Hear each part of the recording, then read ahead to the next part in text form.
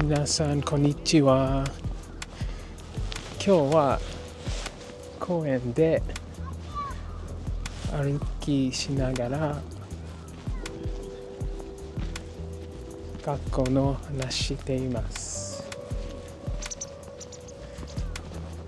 And that's all the Japanese you're getting in this video. So today I wanted to give a quick progress update on my schooling and basically continue this series on thoughts on Japanese after X number of hours. In this case, it's thoughts on Japanese after 300 hours of classroom study.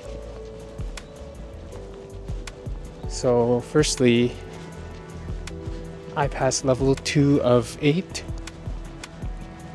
Hooray! So that's nice. I'm 25% through the 2-year program if I decide to do 2 years. But as of now, I'm only planning on doing 1 year. So that's that. I will say, I think in the last video I said I'm operating at the level of around a 5 or 6 year old.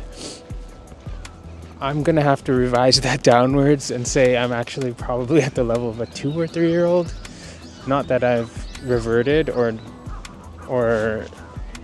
lost proficiency, but after seeing a few videos of the level, like a 5 or 6 year old talking and a 3 or 4 year old talking, I'm definitely closer to the level of a 2 or 3 year old.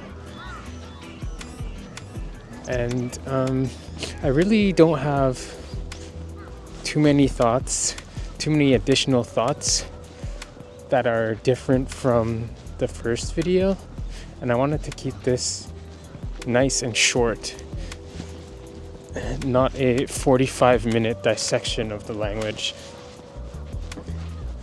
So I will say that, yeah, Japanese is still hard, even after 300 hours of classroom study, plus tons and tons of additional hours outside of school. It really, at some level, really comes down to the level of motivation that you have on the inside and the level of consistency that you're willing to put into it. If you're willing to work hard every day without seeing huge amounts of success immediately, if you're that type of person, then yeah, I'm sure you can learn Japanese.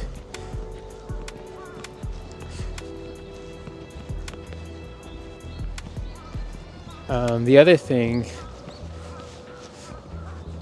that I've kind of realized that makes Japanese really hard is they don't have spaces in between their words. Like, they don't have blank spaces. They have separators in between their words, but the separators are characters. And this makes parsing sentences much more difficult because it's not clear where one word starts and the other begins, and where one word ends and the other begins. Also, the separators that are used, aka the particles, are also used in words. So you sometimes don't know. Oh. Oops.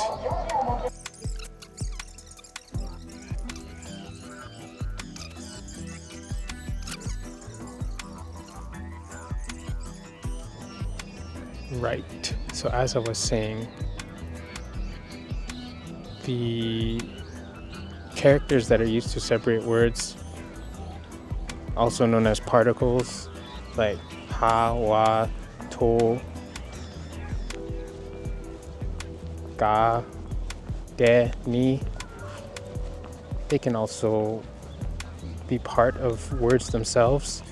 So you don't always know when one word ends and the other begins, because it might be a particle that separates the words, or it might actually just be part of the word that you're reading. So yeah, that was just one observation I had.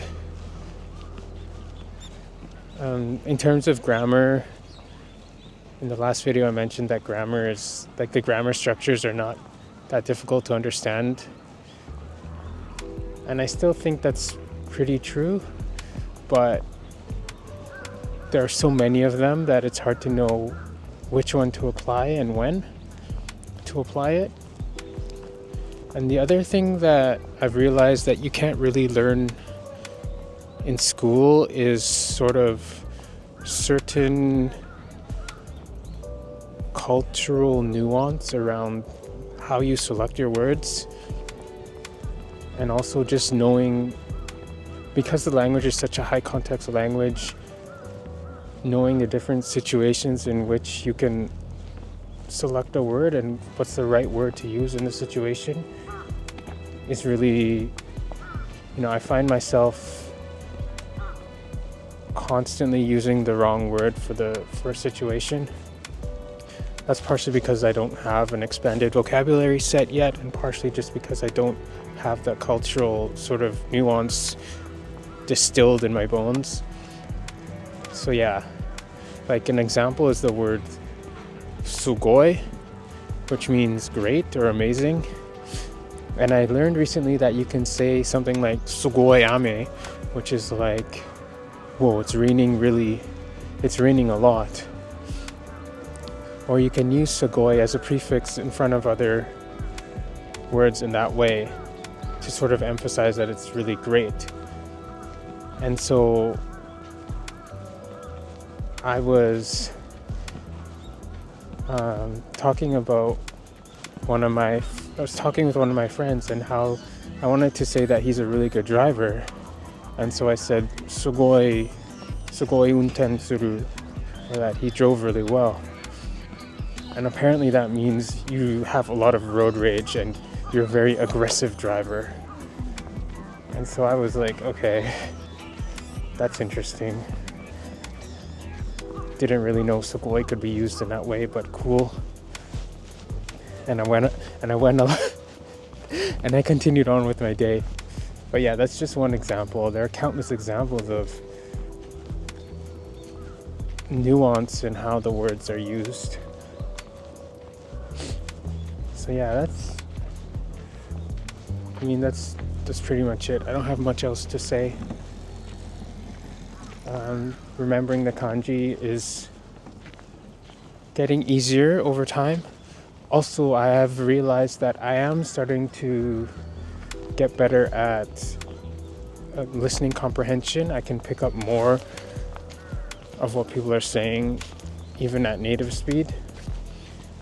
But my speaking ability is still very, very much a comedy show, which is kind of nice because Japanese people find it hilarious because my Japanese is so broken.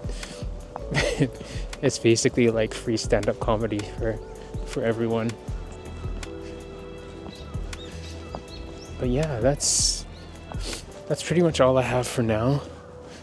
Stay tuned for thoughts on Japanese after 450 hours of study. Catch you next time. Thanks for watching.